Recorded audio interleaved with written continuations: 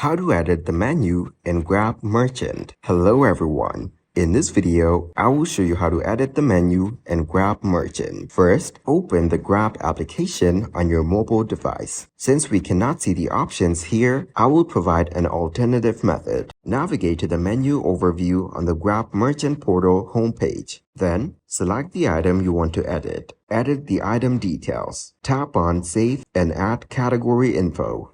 Finally, you'll see an option that says Save Changes. Tap on Save Changes to complete the edit change. So that is exactly how you can edit the menu in Grab Merchant.